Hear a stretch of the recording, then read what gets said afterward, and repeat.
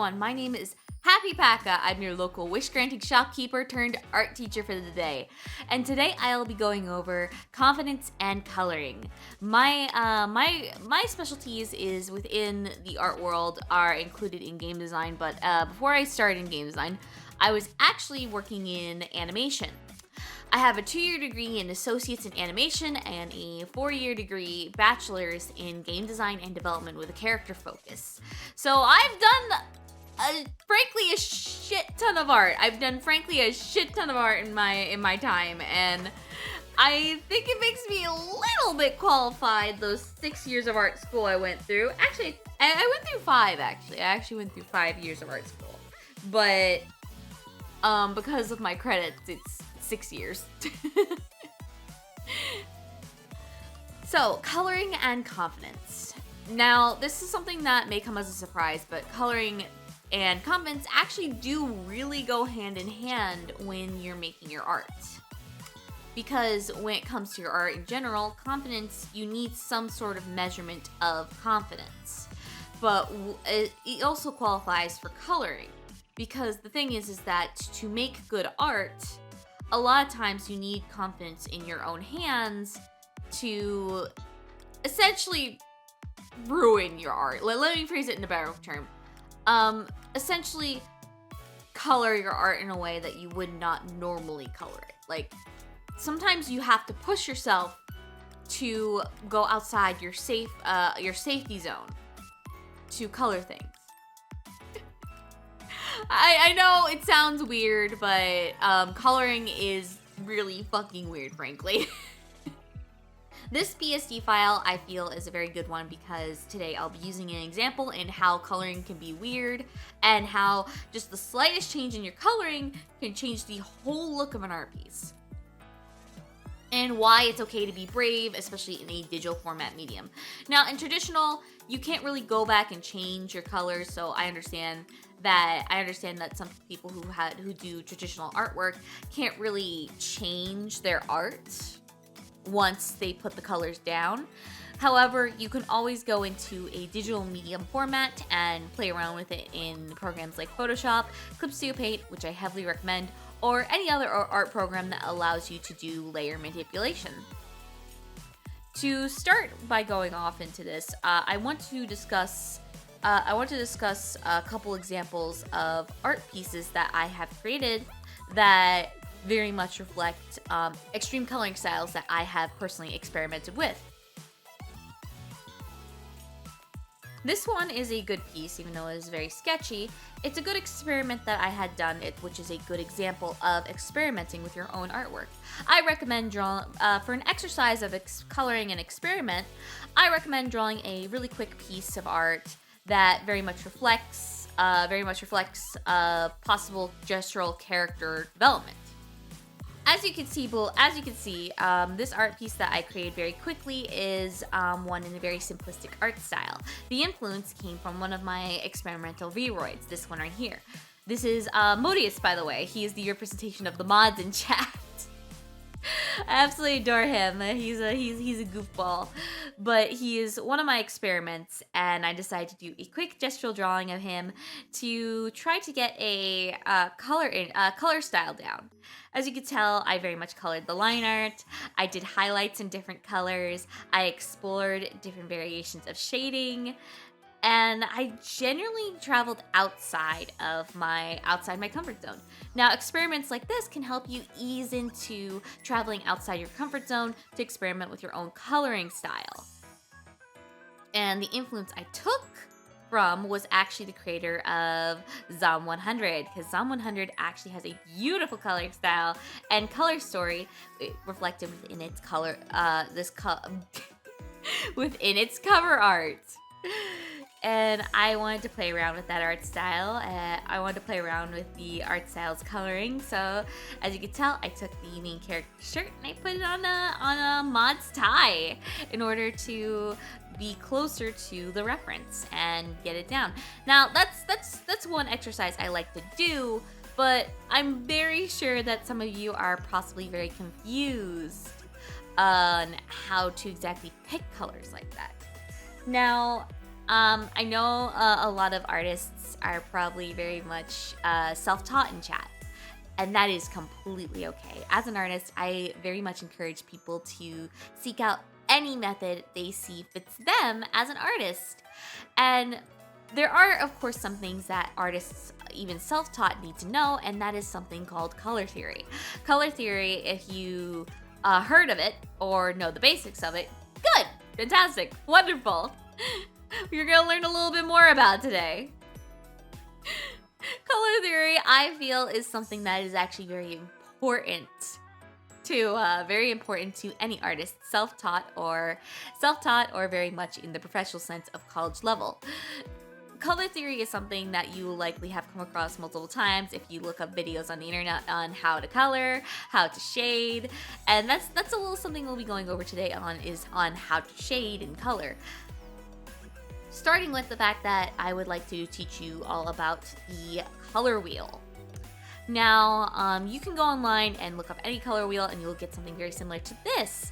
And to go over it and why we need to know about it I feel, is something that we need to know about because color is important to art. It's very obvious. But how we use the color wheel is very important. Starting off, we are going to talk about the primary colors, which are yellow, blue, and red. Yellow, blue, and red are the colors that are used to make any color in the color spectrum. Now, of course, they are not the only colors, and printers generally use CMYK, which is magenta, cyan, and yellow. But yellow is still primary, so it's involved too. But those colors are also very, very important.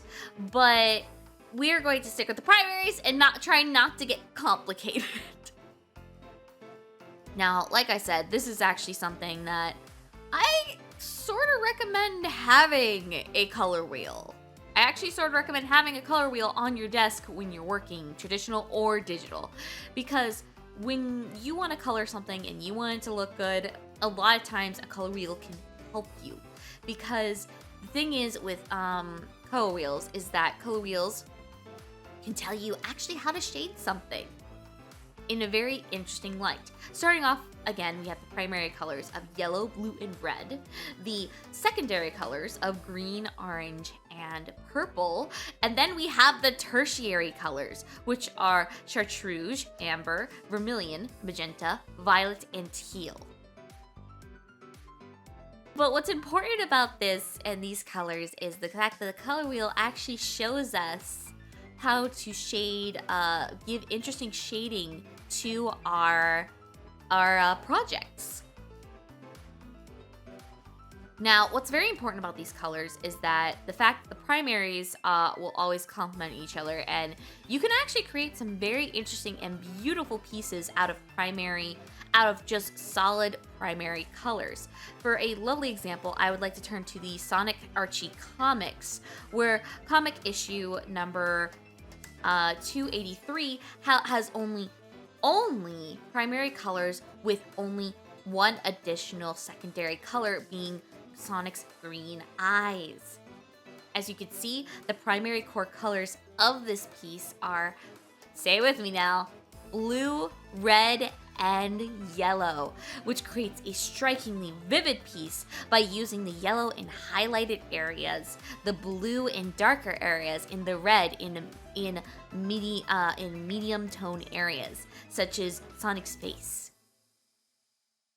Essentially, the artist had used the blue as a dark shaded color while using the red as the core color, and the yellow as highlighted or light toned areas.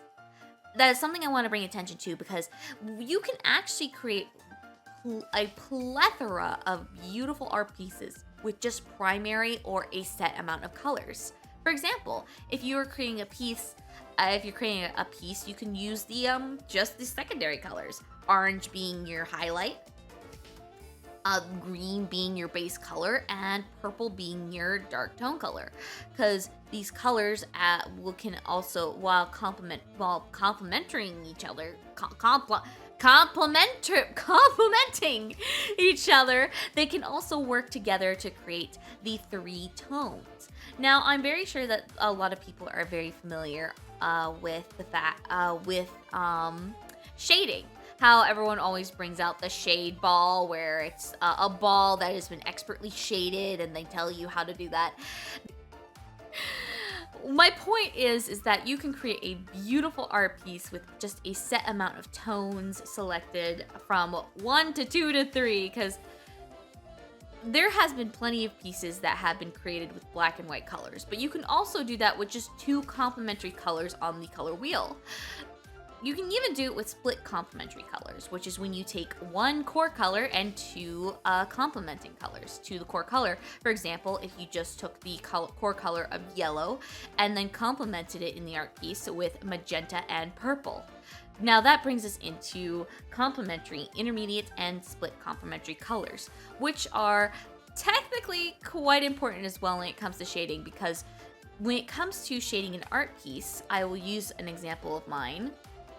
I will use another example of mine. Some of you might even remember this. This is from a long time ago. A very long time ago. But this is a piece I did on a silly, goofy comic I did in color theory.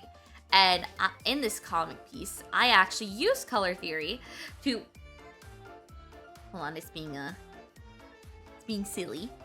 I use color theory to pick out complementary colors to shade blonde hair by mixing tones of purple and blue, or purple and red. I made a medium warm tone to essentially shade in these hair pieces, while using a lighter tone to make highlights. Now, instead of just going darker like orange or a darker yellow, by using the complementary color on the opposite side of the spectrum, I was able to give more depth and realism to my hair shading. And I brought it to bring it further. What I did was that I took I essentially took blue, which is a core color, into mixing magenta and purple, and I put it into deeper areas of the hair shading to give depth and more color variance to the piece. But essentially, by giving complementary colors, or also known as analog colors, to the already shaded depths of a piece, you can create an illusionary of depth and different coloration to the piece. For example, like when you are shading a dark corner, you can go from a bright red to a darker purple, and while having it being framed by 2 lighter complementary colors.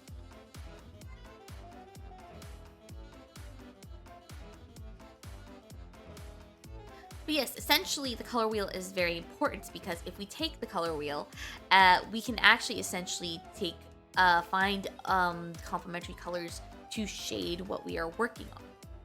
And like I said, you can also go off of any color set.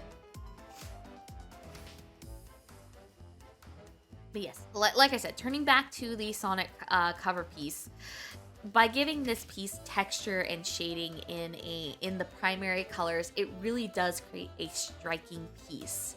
And I come back to this just once more, just to show you that you can have a set amount of colors and limit yourself and still create something absolutely wonderful. Or you can go all over the color spectrum and create something absolutely wild. Which brings me over to digital art. More digital art detailing. We are going to go ahead and look at some very specific pieces that I've created and other professional artists have created in order to discuss color and how to make something interesting, essentially. complementary colors are not the only way to shade a piece. You can actually shade using very warm and cool tones as core colors of your work. For example, the works of Mike Mignola. The works of Mike Mignola are very important to me because Mignola has taught me how to create a piece of artwork with dynamic lighting and a dynamic frame. Let's look at this panel. Let's look at this panel of Hellboy. Now, the works of Mike Mignola are very much important to art, I feel, because if you look at Hellboy, Hellboy is made up of very striking colors. Hellboy, his whole entire world are shades of gray and blue. But Hellboy stands out because he's made of a striking red color. So he stands out in most scenes that he's in because Mignola limits his use of red to just Hellboy. In this scene here, you can see Hellboy is surrounded by cool tones because he's in the middle of the ocean right now. And those cool tones make him pop out even with his desaturation. It is very obvious, like, hey, this is Hellboy. He has a very unique silhouette that is amplified by both cool colors and black striking shadows. This is another way for you to be able to take a color and create a very interesting and striking piece. If you are ever interested in making a comic, I highly recommend studying the works of Mike Mignola. Even if you are a completely different styled artist, studying Mike Mignola can actually help you create striking and interestingly beautiful pieces with dark shading. Mignola is a fantastic artist because of his use of black on his panels, and his inks are amazing. I think I have another example. Let's get another example of another Mignola piece. Oh god, why is it this one? Why is it this? Okay, as you can see here, we can tell it's Hellboy from his right fist of doom, and the red blaring scene around him. This is another very interesting panel because you can tell that is Hellboy from his right fist of doom and up on the top, and him coming down on a possibly, hopefully evil creature made of shredded cheese. But this creates a beautiful silhouette with a use of striking red color, which again, like I said, Hellboy is a striking red character. So this is a Hellboy action. Hellboy is completely framed in black, but we know that this is his action because the panel is all covered in red. Now, if we want to continue talking about color and how its use can essentially drastically change a piece, we want to very much talk about saturated and different variations of tones. Now, another way you can very much change a piece is very much how dark or saturated the tones are. Heading back to that Mike Mignola piece I talked about earlier with the drinking skeletons, while I said that Hellboy is very striking in tone here, and he pops out because he is red, and the only warm tone in this area, you can notice that he's actually quite desaturated from the blue around him. Now, your tones and color can actually affect how your character comes off. Hellboy is very desaturated right now because the blue tones around him are desaturated. And also, you can have a slight blue layering on top of that striking red in order to help Hellboy blend into the scene more. Because when you think about color, the thing is with color is that the sky is blue because the ocean is reflected within the sky. Reflection plays a huge part when you are coloring something. When you color something and give reflection to it, it is going at when you are excuse me. I'm sorry. I'm still just giggling at this panel.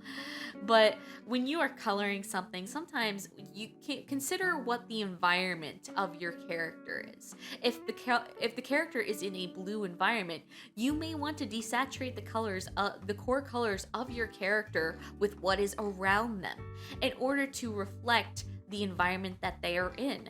Hellboy is in a dark, gloomy sea, so you want the blue tones of the ocean and the dark fog to reflect on Hellboy himself, so he's not as saturated as he normally is.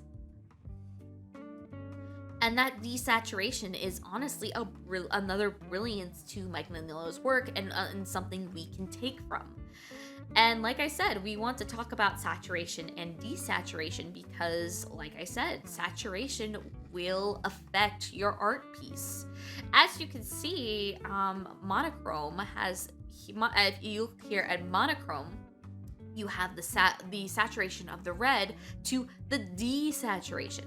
And your palette will affect how your art piece looks. And you want to keep that in mind, because if you want a depressing scene, you're going to want desaturated colors. If you want something bright, vibrant, and happy, you're going to want bright, vibrant, and happy. As in, you're going to want warm tones, or you're going to want very saturated tones. Visual storytelling at its finest. Absolutely, Eros. Eros is, Resident Rabbit, also known as Eros, is actually a very striking artist in example. Hold on, let me go ahead. If we look at the works of Resident Rabbit and we look at the color story of their work, Resident Rabbit has a very vibrant color story, especially with their game Repurpose, where they have a cast of characters with very vibrant and striking colors. If you look at them all, they have their each unique core color, from Mitts with their green tank top to Scrunchy with their very pink bright diner waitress uniform. And also, you can also look at Calais. Calais is from heaven and has a very striking blue outfit reflecting the beauty of their home and surrounding. But yes, if we look at colors of Repurpose, you could see that the characters are very much framed by a purple magenta tone, giving them more vibrancy and warmth. Now, like I said, the color that you choose to frame your characters in can give them more warmth or desaturation or even cool colors. Now, that's actually something that we should probably talk about, is very much cool and warm colors, because cool and warm colors can very much affect how a scene looks. If you want your character to very much pop off the page,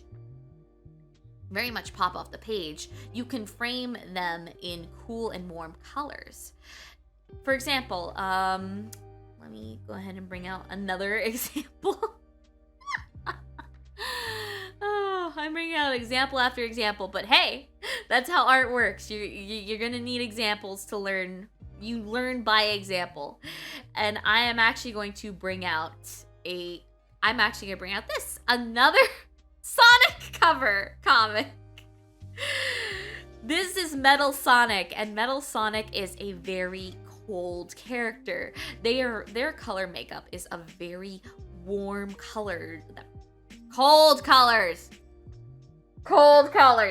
Their color makeup is a makeup of cold colors, such as metals of cobalt blue and metals of a light grayish blue, especially on the faceplate area. If you look, the cool colors that make up Metal Sonic are very much in the blue tones, but there are but low points of purple in very shadowy areas. For example, on the leg, there are some very much not magenta, but very purple hidden colors in very darker areas. When it comes to shading metal, sometimes you want to take darker colors into the metal in order to emphasize the metallic feel of it. If you look at Metal Sonic, he has a very core colors of very much purple, blue, a lighter blue, a stark white, and again, that lighter blue is reflected here in the lighter areas.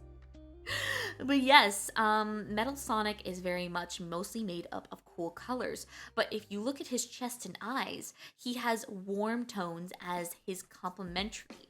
The complementary tones of the warm colors actually help him pop out more, especially since he is very much framed by red, which again is a warm tone color, making him pop out from the frame with accents of highlighted yellows, which this actually falls into the warm colored category.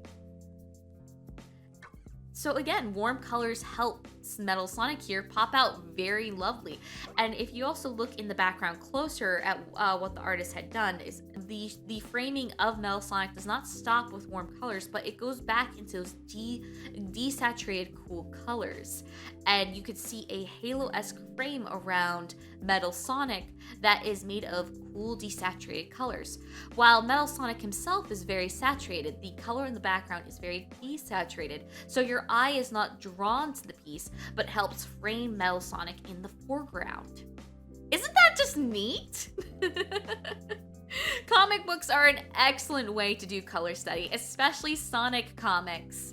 Sonic comics honestly are an amazing way to very much look at saturated and desaturated colors. While Sonic comics are more of a favor of saturated and bright fun colors, they still have a lovely character story, which desaturated colors do help as a framing device for the very saturated characters. I mean, Sonic is a very saturated blue, so if he is desaturated, beware. He might be sad. And that's another thing. Color story actually helps express what the character is about. Very warm, yellow colors can express happiness. Like me, I have honey blonde hair. I'm a very happy character.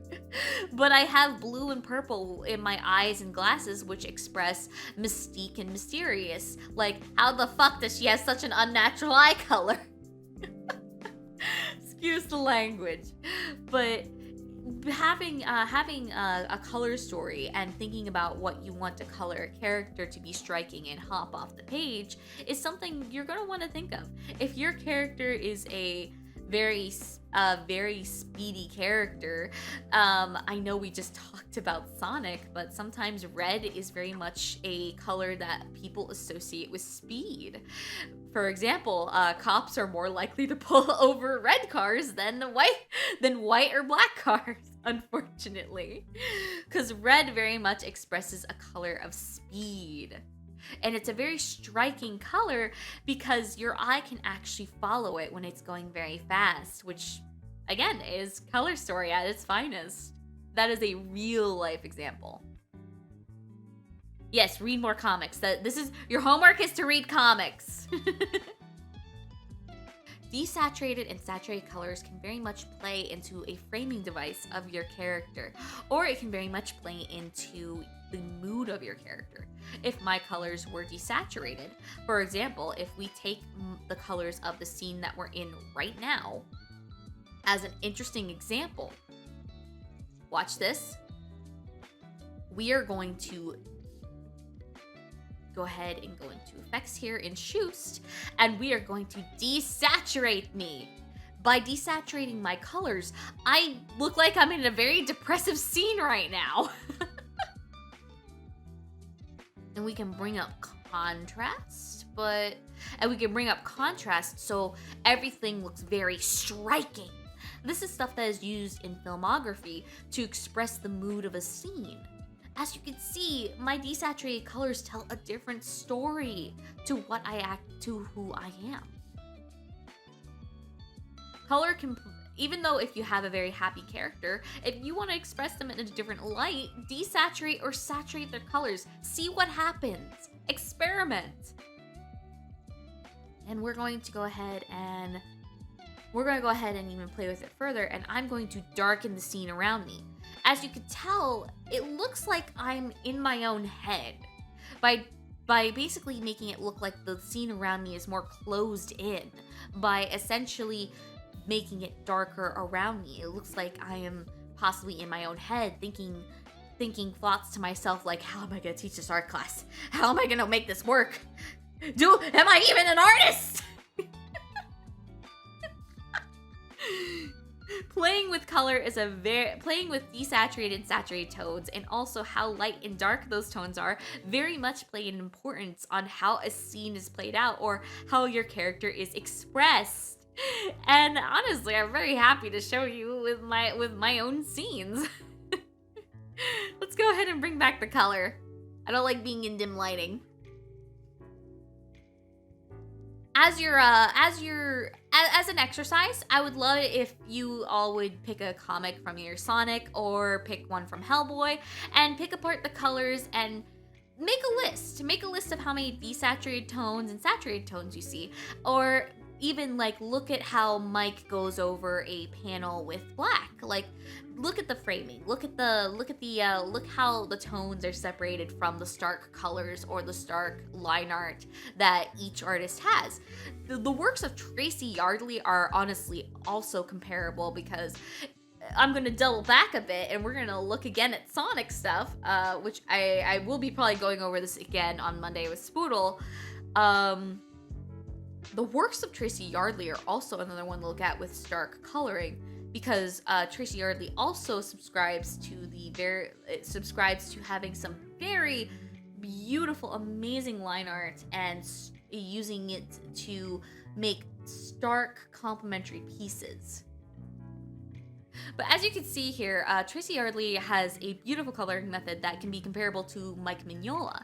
Tracy Yardley is a core artist when it comes to the Sonic comic art, and he still does to this day work on the IDW Sonic comic series as a line artist.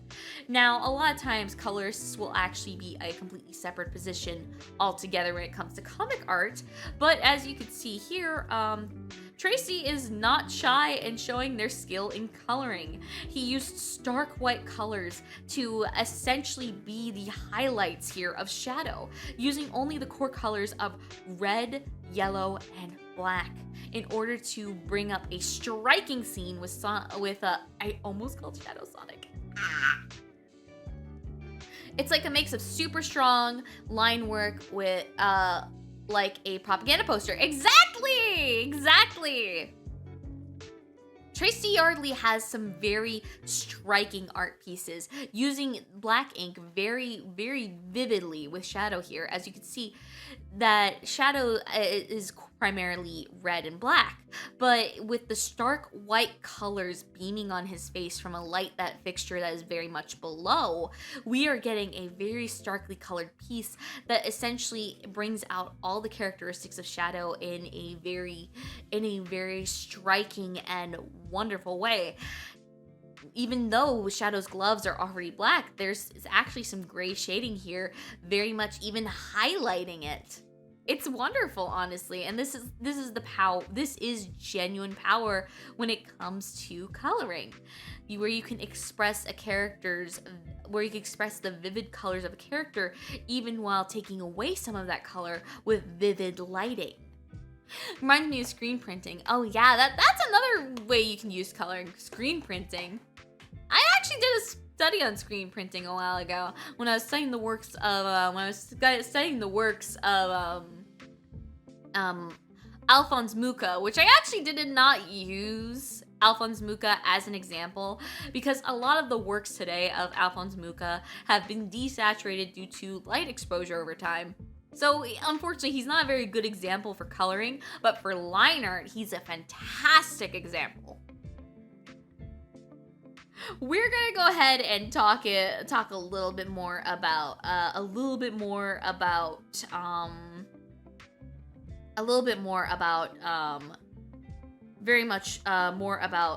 complementary coloring and shading styles really quickly.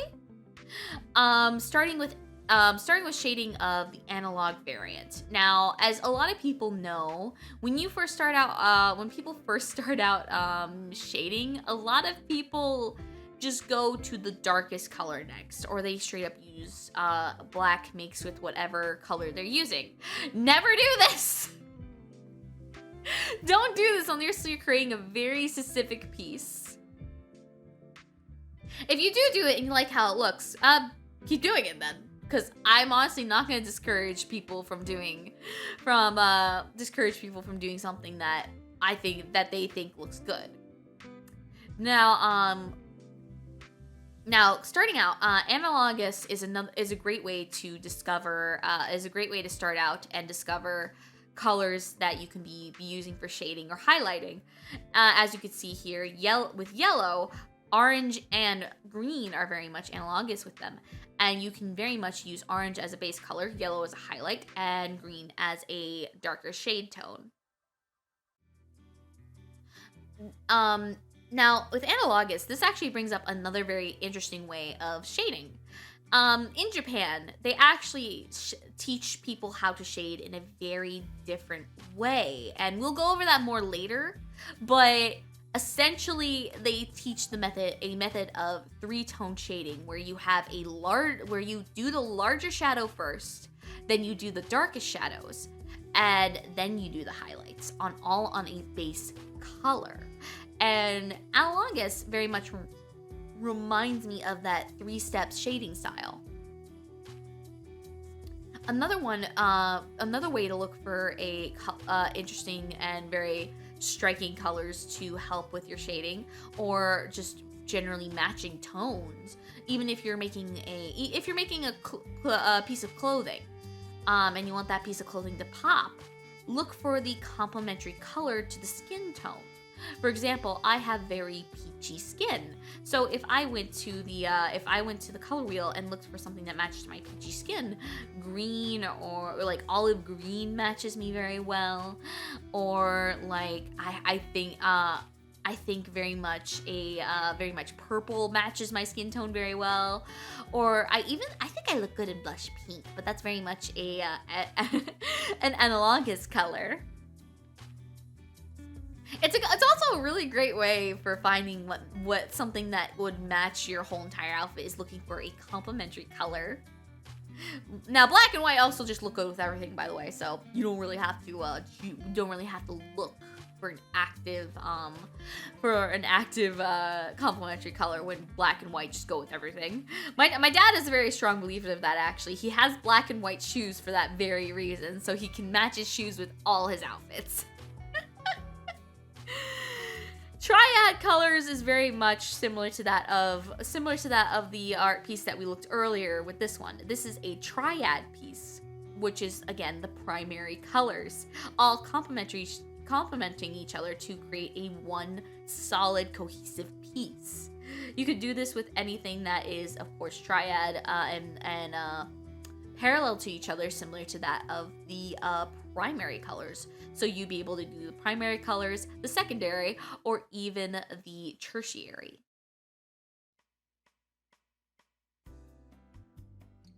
Split complementary is also another method. Split complementary colors is when you have one primary color and 2 complementary colors to essentially either shade with, complement with, or essentially make a cohesive piece with. When it comes to making a character, for example, like Hellboy, he has 3 core colors, black, tan, and red.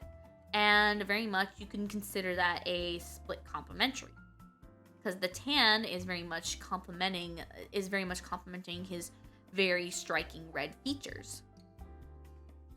Then you have tetrad. I never said this word out loud, but essentially it is analogous colors, but it's essentially like mixing analogous and complementary colors. And then you have monochromatic. Monochromatic is when you just basically go down the line of shades of one color. When you go down the line of shading with one color, essentially. It's very much you can actually very much make a monochromatic piece, and there's a whole genre of art from monochromatic pieces, but essentially yeah, that is very much something you can do.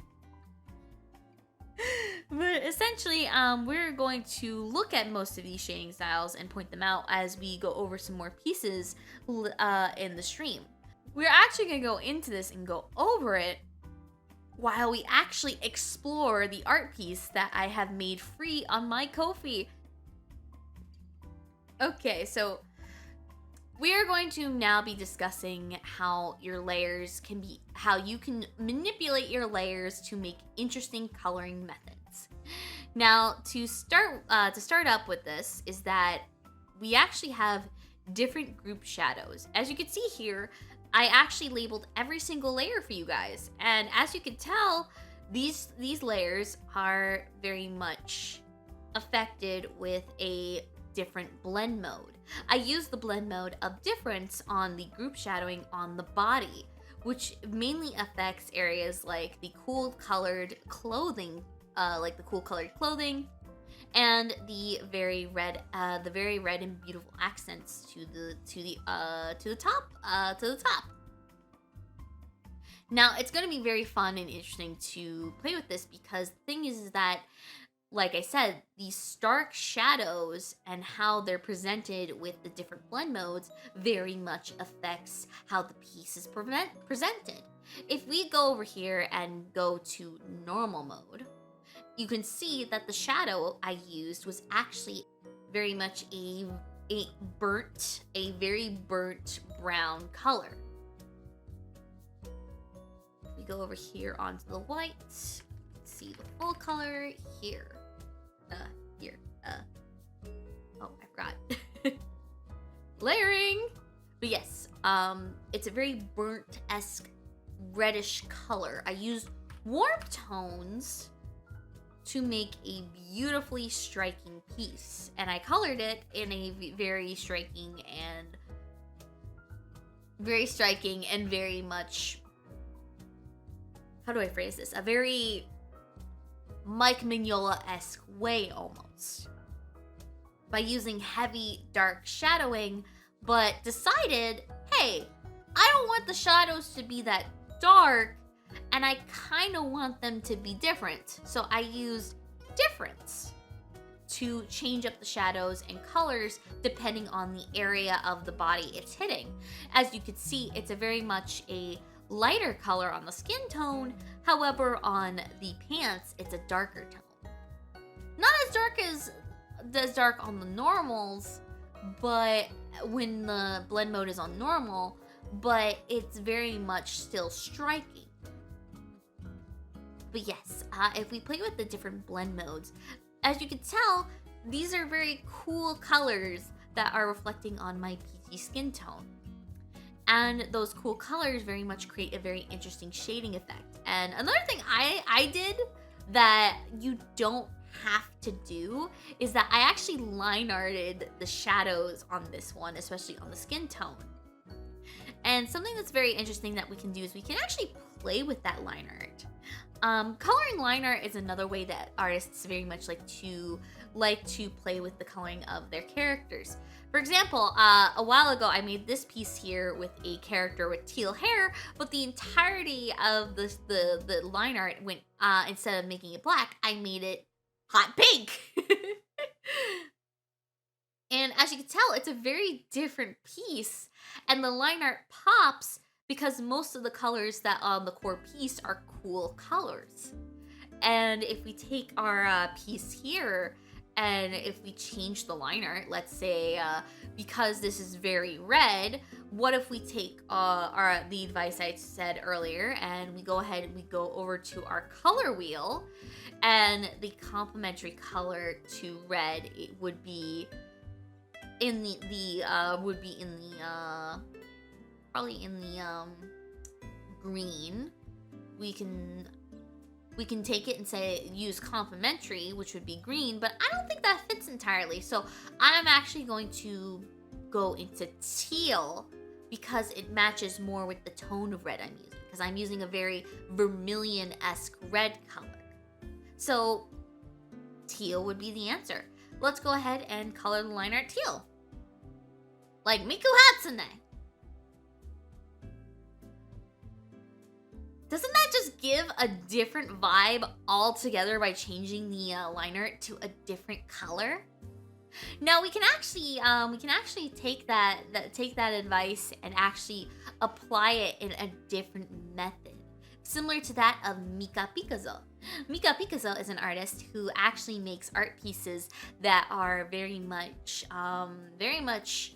different all around.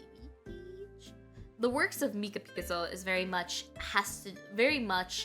vibrant, saturated, beautiful. And they're much more colorful, of course, than Mike Mignola or even Sonic comics at times. At times, because Sonic comics can actually get very crazy with their coloring. But the visions of Mika Picasso are phenomenal and striking. It takes a lot of confidence to be able to actually mess with your piece the way Mika Picasso does. And I admire and aspire to be like her one day.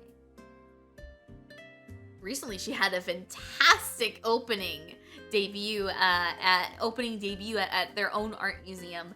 And the art museum itself was just genuinely amazing, using different textures, different lighting pieces. And that is the beautiful thing about art, is that you can express yourself in such phenomenal ways. And if you all actually look at the characters' colors, like I said, the primary colors and color theory are very important, even if you're self-taught, because here's a little secret about Mika Picasso. Mika Picasso is a famous character artist and illustrator. They're self-taught! Mika has never gone to college. You do not need a college degree to make beautiful artwork. Self-study is just as amazing as college-level studies, as long as you work hard. Now, college environments are very different to self-taught environments, but remember, look for those communities. Look for people who are actively progressing their artwork. Look for people who will give you feedback. Look for people who will help you. Speaking of that very striking colorfulness, not only should we go ahead and make the line art teal, I'm looking at these glasses and like, I don't think they fit as teal. So instead, I'm gonna actually go for a more magenta color. I'm gonna select the airbrush. And there we go. And it makes the glasses pop even more, but what if we use a little yellow here?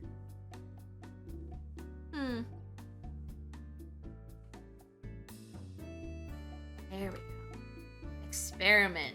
See where it goes. It doesn't look good here. Wait, no. But that makes it kind of hide the eye. I'll keep it like this for now. Doing simple stuff like this helps progress your art. What if we did a little more red? There we go. There we go. And then what if we, instead of like keeping the teal under the chin like I did, what if we go ahead and just, I don't know, keep it black? Or we can take that teal and play with texturing and color by going over to my halftone brush, which I downloaded off the Clip Studio Paint store. I used the teal and overlay it on the black, giving it a subtle texture. That teal might need to be more striking. A little darker. There we go. Can't really see it from far away, but it does give a different vibe. But for now, I think I'll keep it black. Like, that's what I mean when I say experiment, be confident in your work. Very much play around, especially if you're playing with a paint medium. If you're playing with a paint medium, I highly recommend actually doing something fun where you can, fun fact, you can actually experiment with your painting medium by printing out a line art piece, which I'm actually doing this tomorrow. I am printing out some line art pieces of my Rouge the Bat piece. I'm printing out the pieces, and what I'm going to do is I'm actually going to experiment and try to color similar to that of Tracy Yardley and their shadow piece. And I have this piece right here, this line art of Rouge I made. Print this out on normal printer paper and use some markers, color, experiment, paint, goof around. I've actually successfully printed with my inkjet printer. I've actually successfully taken 11 by 8s of very fancy watercolor paper, and I've printed out. I've printed out my line art before. Isn't that amazing? Also, it's going amazing, chat. But yeah, if you have some 8x11 paper and your printer is a tank printer that might be able to take it, I say go for it. But let's continue this experiment. Let's play with this line art more. I'm going to go ahead and I'm going to use magenta here. Wow, look at that. What if we went for a lighter teal down here? Isn't that amazing? To be able to do what I'm doing right now, I completely forgot to emphasize this. To do what I'm doing right now and in coloring just the line art and nothing else, you can either use a layer. You can either use a layer over top and then use a clip mask here. Or actually, let me go ahead and do this really quick. Just so you guys are able to see.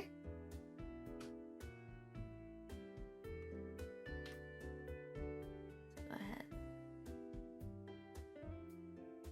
Coloring.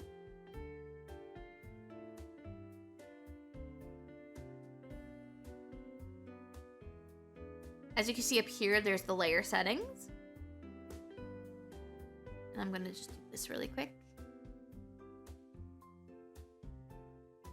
To be able to mess with the layer, actually no, better idea.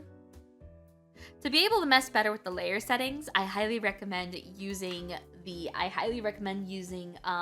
when you make your line art layer. If you don't know this, it is completely fine. Not a lot of people do. Use this right here to lock your line art layer. You can lock your line art layer like this and you'll be able to color your line art just like I have. Feel free to use the free art piece that is pinned in at the top of the comments to experiment with that, or use your own art pieces. If you don't want to do that method, the other method is to create a top layer, a layer on top, and then use the clipping mask here. This is only for Clip Studio Paint. You can do this in Photoshop. I repeat, you can do this in Photoshop. It just takes a little bit more time. But you could create a clipping mask to put on top of the layer below and color in the line art layer like that as well. Some people do that for some people do this as a method for shadowing, and I highly recommend doing that. I will be showing you how to do some more chunky shadows here in a second. A good method for shadows. As you can all tell here, I did this in the group shadow area with the different blend layer. Like I said, if you change the if you just play around with the blend modes, you get very striking and different shadows, which is something, again, I very much encourage people to explore and just play around with. Mess around, lock the layer. I very much almost considered using overlay because I very much love the shading here, but I feel like it didn't really express what I wanted to make. If you put an additive layer on, it looks like she's being lit up from behind, which I absolutely adore that. For now, I think I might actually go ahead and do an interesting thing and lock the layer, make it normal, and again, what if we used teal, a complementary color to all of the red vermilion we have on the scene? It's very interesting and striking. I really should stop using that word striking because I've used it 20 times now. But yes, it creates a different shading style, a different way, it makes it different, but I don't think it looks good on the legs, so I think we'll go for a darker color here, or if we go all together and do a different color, it really does make things drastically different when you shade with different colors. Or you do a gradient difference on the shade layer itself. Now let's see what happens if we mix the blend mode. Again, it's different, it's striking. And if we use the difference layer that we used before,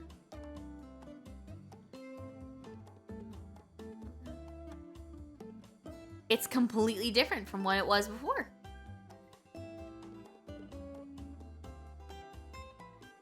And like sometimes what I like to do is I like to shade things and then I like to just scroll. If you hover your mouse over the blend mode layer, you can actually just go ahead and just scroll. It's very fun because you can see your piece of art in a different light, in different lighting settings, and it's wonderful because this is how you can experiment without even thinking about how it will look. Which, speaking of, let's go ahead and create a clip layer on top. For those who are curious on how everything is staying on just her, if I if I hide all the layers, you can see the method I used. I basically just colored her in completely in. I just colored her completely in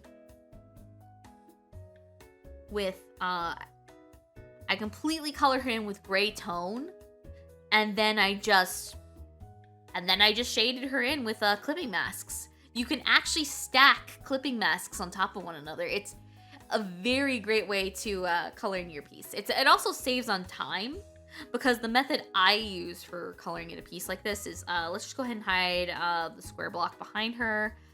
I am going to create a new layer, and what we're going to do is we're going to take the magic wand tool, and we're actually going to select around her. Select those areas, make sure to select areas that are like little holes in the hair, between the hands. And it looks like I did miss some area here. That's okay, you just take your lasso tool.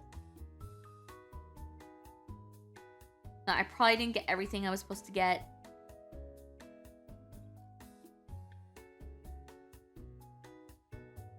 But again, that's okay. Now, what we do is that we go up here to this area here and we click this button here, which will invert the selection, or just invert the selection in Photoshop, because I believe in the selection area you can invert. We just do that. And then we go ahead and I go to a nice gray color and I fill in the layer. Ta-da! Oh wait, missed the spot. Don't worry. Just go over here with the magic wand tool. Hold Alt. There you go. And there we go again. Oh wait.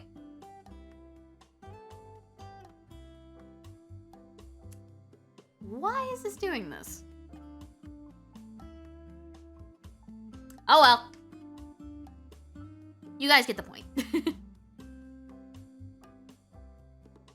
As you can tell, it very much helps to color things in very quickly and have a gray base tone. Now, let's say I wanted to do, let's go ahead and convert, I'm gonna go ahead and convert the line art back to its normal blackish tone line. And I'm going to show you guys how I do the base shading. Like the base shading that we've been messing with this entire time. Again, we have a top layer on top that is a masked layer. And just pretend this is all color. Actually, no. Let's go ahead and actually color it in. Hold on. Boop, boop, boop. Okay, it's all colored in. Man, I want to shade this in.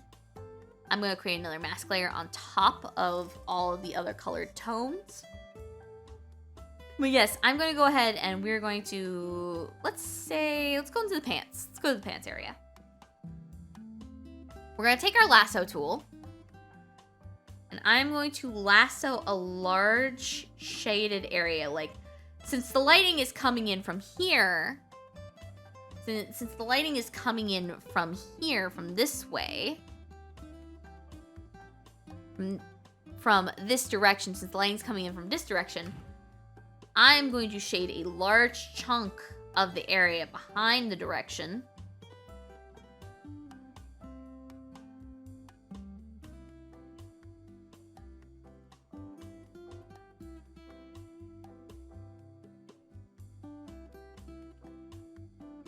Just gonna shade a large chunk of the larger shadow. And I'm gonna fill that area in. And there we go. That is how I do larger chunk shadows, and I just polish from here by using the pencil tool. Or generally, if like, oh, I think I put too much, I'll generally just circle. I'll just generally edit with the lasso tool a little bit and just delete the area that I think I put too much in. And that is one method of coloring that I think really works. It works for me. I think it's a lovely thing, and it's a method that I hope you all can use and reflect. Now, I think this is a good time for me to mention and talk about confidence in artwork, because we've been talking about coloring this entire time, but I haven't really given a chance to coloring in art. Well, I have, but I haven't really given a chance to confidence in art, and I think we could talk about that now in this frame, because the thing is like I said, when it comes to your art, you can't be afraid to experiment. When it comes to confidence in artwork, I highly recommend just playing with your colors, playing with your art, playing with like different shapes, different styles, different tones. Something like Mike Mignola's work or Mika Picasso's work was not made without the fear of messing up. Like, if it is a traditional piece, like, there is of course a big fear, but that is why we experiment. That is why we evolve. That is why we change. Our art is only as good as we make it to be, and the way we do that is by trying, practicing. And I know, a lot of people say, like, everyone says that, but it is so true. It is very true. And a lot of times, I want to say, don't think of it as practice. Don't think of it as work. Think of it as playing around. Like, you remember being a kid and messing around with all the colors in the crayon box and just screwing around with, like, oh, does this look good? Bring yourself back to that time and look at the other methods that are used by artists like Mike Mignola, Tracy Yardley, Mika Picasso. All of them are different artists from different areas around the globe, and all of them have a unique and striking and beautiful art style that is all of their own. Like, people ask me, how did you develop your own art style? Study an art style that you like and adjust things. Make them stand out. You like the art of Guilty Gear? Then take a Guilty Gear character, draw them one for one. You like this anime, you like that anime, you like that cartoon, draw it one for one, change things, color in the line art, subtract things, make it abstract, make it constructive, correct the anatomy, or even elongate the anatomy. There is a reason certain styles become very iconic. There is a reason why certain styles become very unique to their artist. It is because they're not afraid to step outside of the box that they are put in within the art world, in the art world's traditional studies. If you traditionally study artwork, you are going to be very much taught traditional methods. It is up to the artist to take those traditional methods and twist them into something new. The works of The works though that we've gone over today, such as Mika Picasso and Mike Mignola, both of them, even though one is very much a traditional artist in the sense of possibly going to school for their work, or myself even, I'm a very traditional artist that had gone to art school. But my art style is very different from others because I take influences from all around me. The works of Mika Picasso is unique to them because they very much play with the standard works of anime. If you look at the works of Mika Picasso, you're not going to find you're not going to find this vibrant of coloring in a traditional anime that like from the studio of Kyoto Animations. And you're not gonna find it, like, even though there are similarities, the striking colors that Mika Picasso reflects in their work, with the primary colors being core elements of the standout colors of this piece, are not going to be found in Kyoto Animations. Yet still, they have some influences such as the eye shape and typical anime face shape. There are influences of their own twist in studies that they have made, and that is because they were not afraid to step outside of a comfort zone and experiment with their colors. The thing is with art is that your art is always going to be evolving. You're always going to be able to change things, and that sometimes, a lot of times, most of the time, it's going to be for the better. And sometimes you will get those pieces where like, I don't like what I did there. I don't like that. I'll try something else next time. And that is completely okay. Sometimes also you're going to want to step back from your art piece. Sometimes, actually most times literally, you're going to want to lean back and look and squint at it and see, like, can I see this character's shape? Are these colors vibrant enough? Are these colors desaturated enough?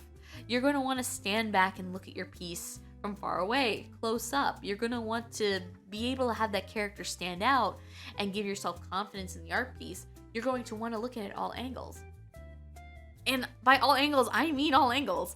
If you look at my piece and if you flip it, you notice the anatomy is pretty symmetrical.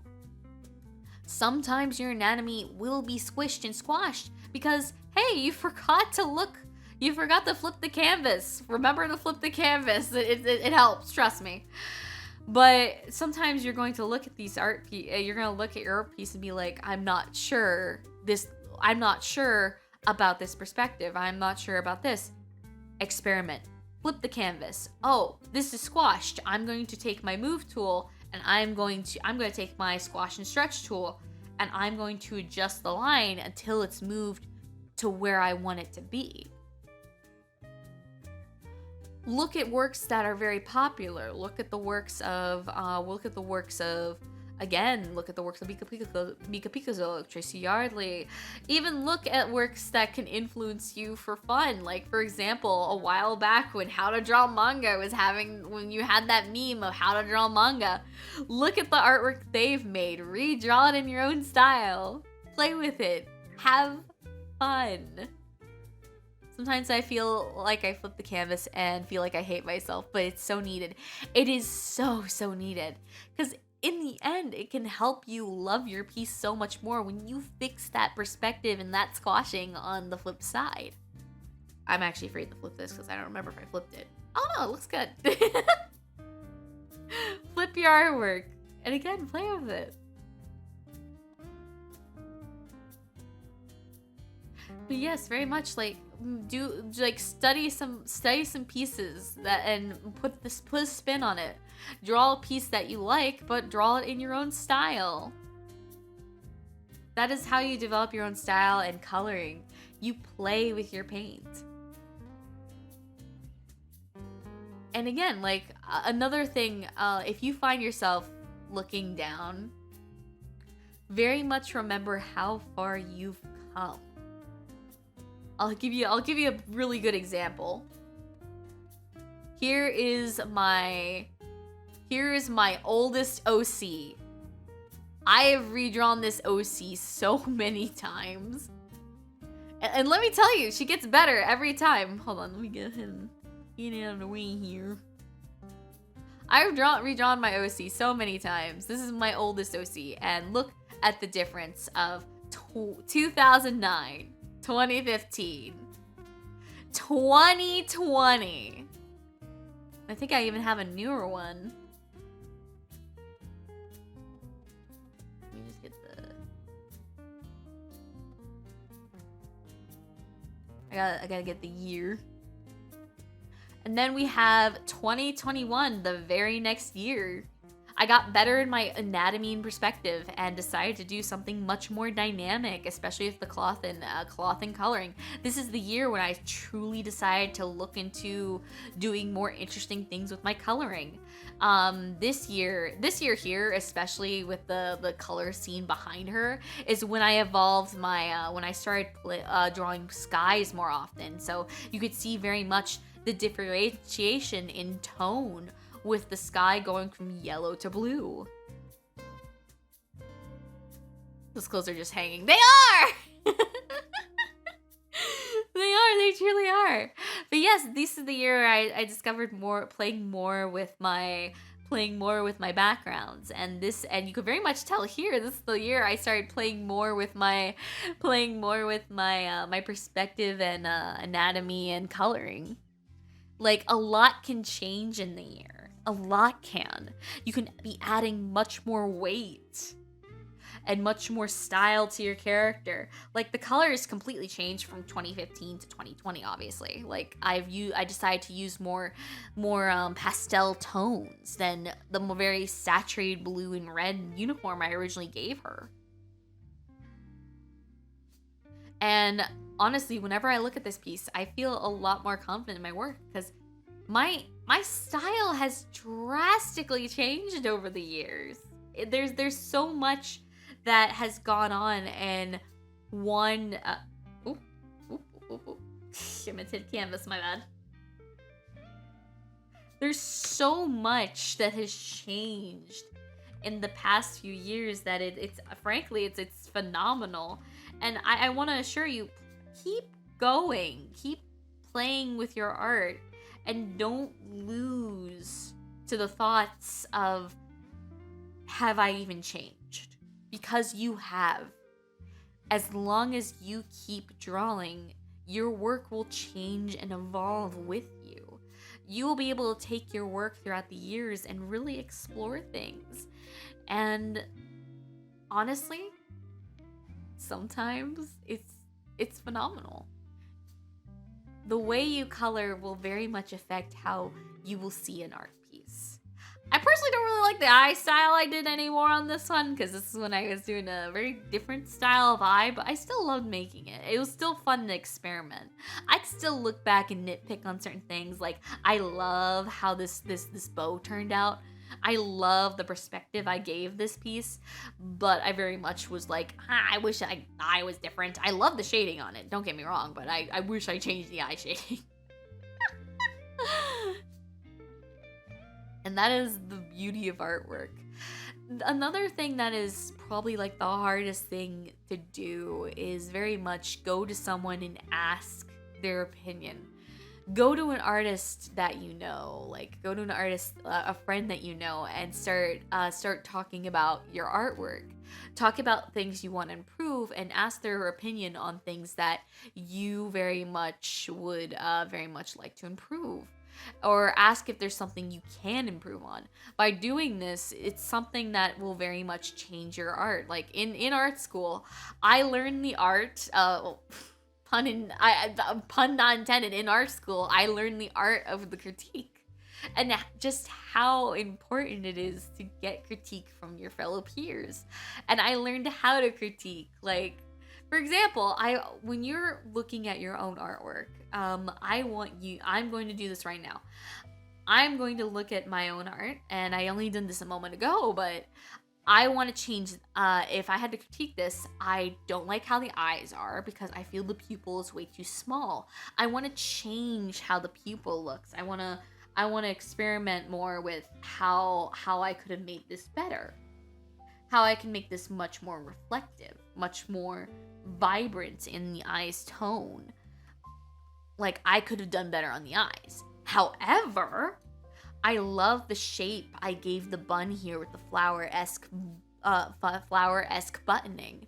I love the perspective of the shoulders.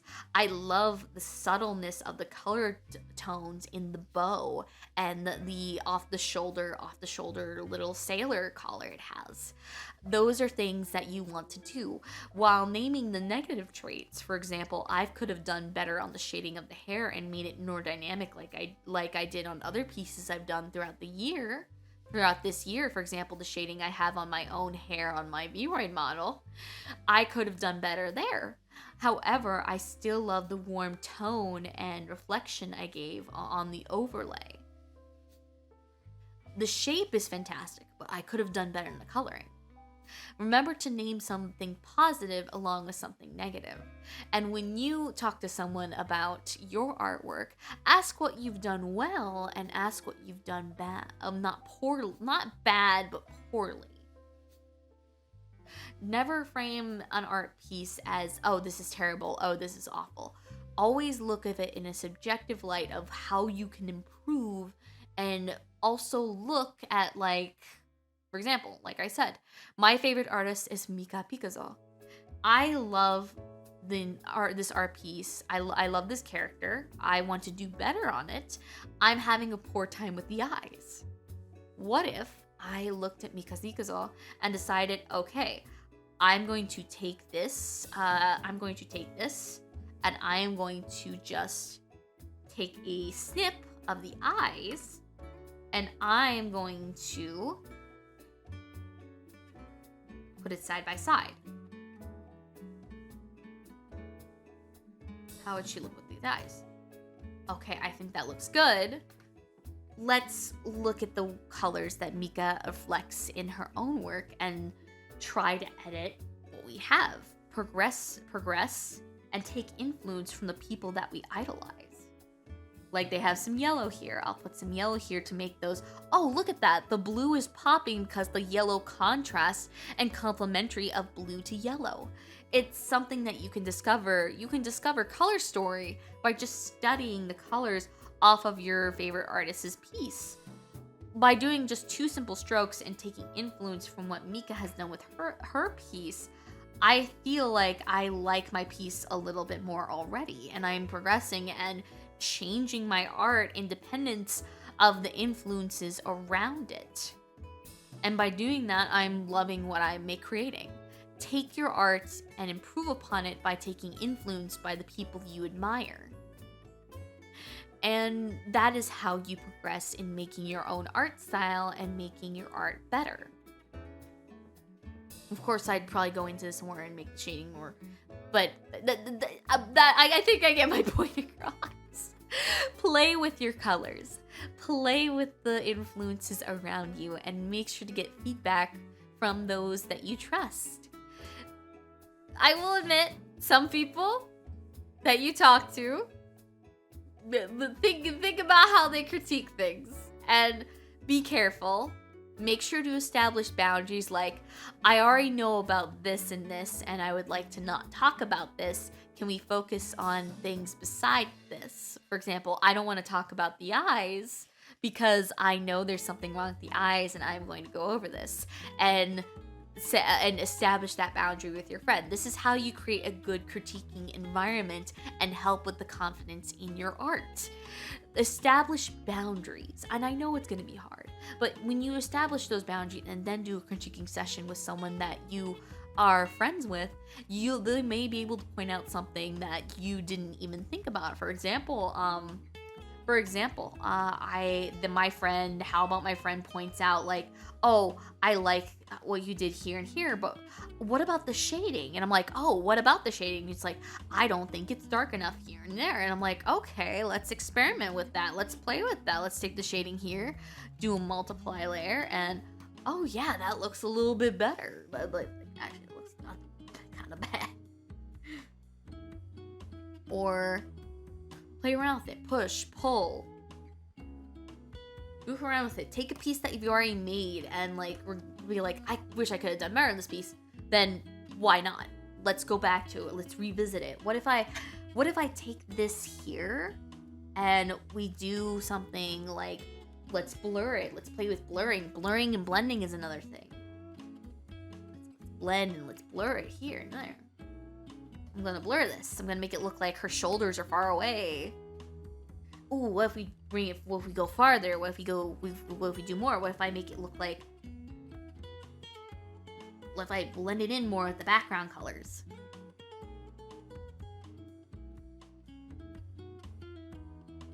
Isn't that looking incredible? Isn't the feedback looking like isn't like a feedback loop make things better?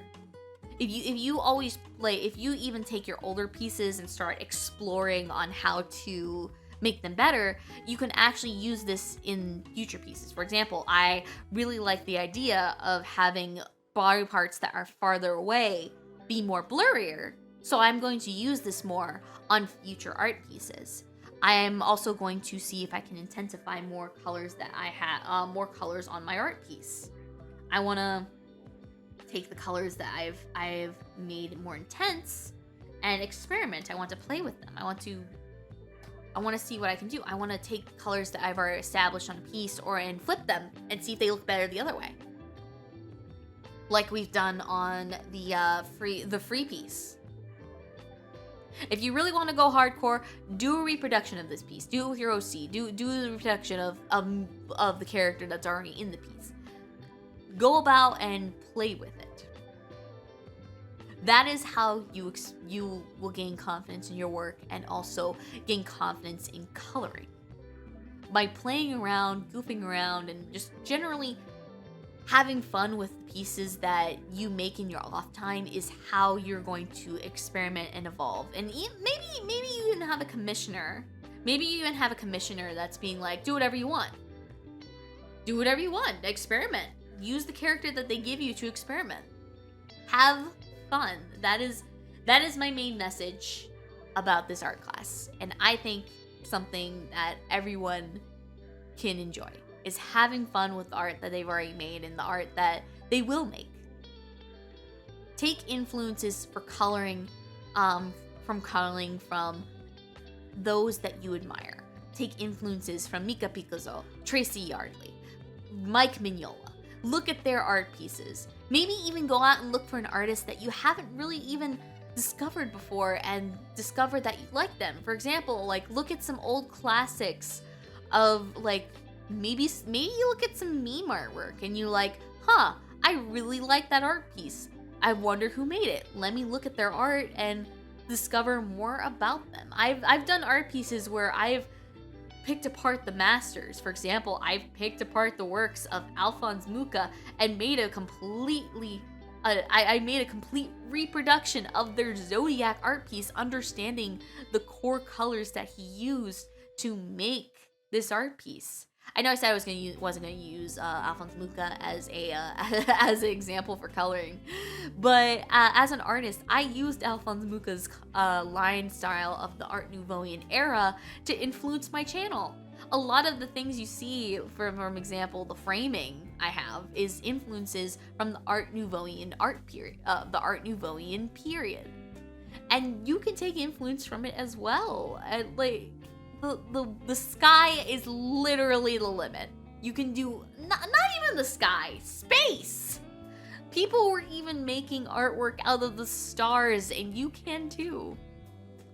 Take some colors from the stars. You never know. You never know. They come in many colors. How do people do that thing where the shadows are like a blue, where the shadows, their shadows are like a blue or purple? Oh, you mean when the shading on skin tone or just a general overshadow? Okay, so the way I did this, and I'll go ahead and bring out another piece.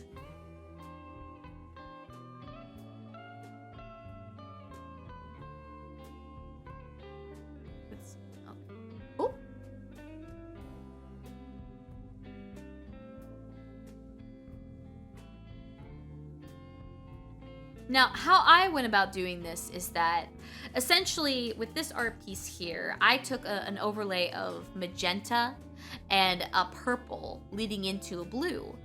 The pieces, the shadows that were further away, I made an overlay of blue on top of the base honey yellow layer. Where essentially that I had taken chunks of shaded areas, overlaid a color of magenta, and then essentially I took those areas, locked them in, and then I painted the areas that were more deeper into a blue color.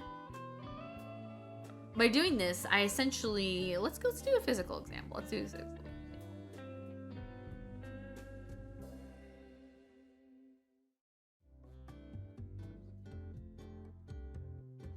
Essentially, let's go ahead and take this here.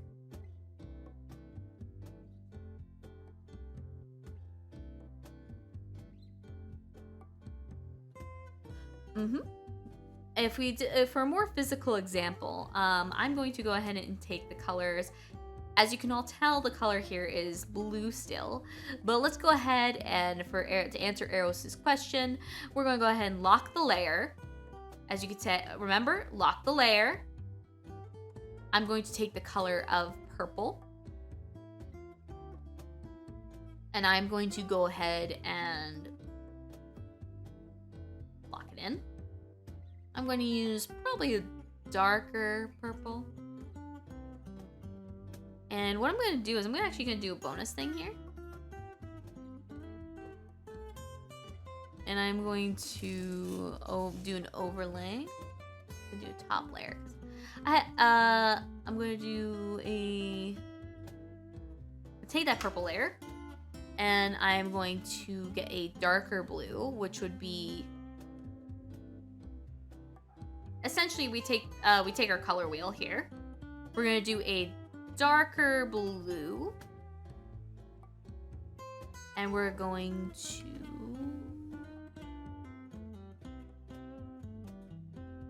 I'm on the eraser tool. Whoopsie! I'm essentially gonna color the areas that I believe are that need a more dark area. Sometimes desaturating colors will help complement this already saturated colors, and then I'll take the skin tone, lighten it up, and I think what I'll do is I'll do another method, which is essentially we're gonna go ahead and we're going to get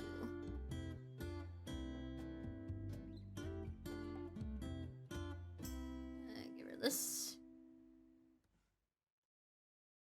Sometimes people even use oranges to if you actually, fun fact, if you take orange, like a nice striking orange, and line it here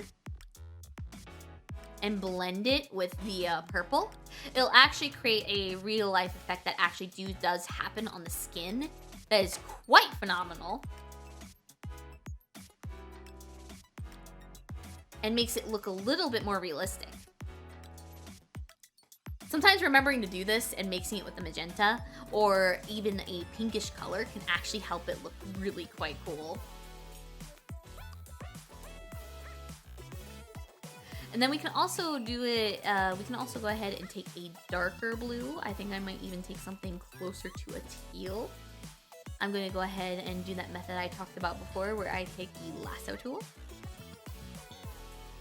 I'm going to shade a very chunky part. Again, you also don't have to follow line art. There's actually some artists who don't even use line art at all. It's phenomenal. Color. Actually, no. Let's go ahead and go with this. There we go. I think I'm gonna also do this. And then I'm gonna do this.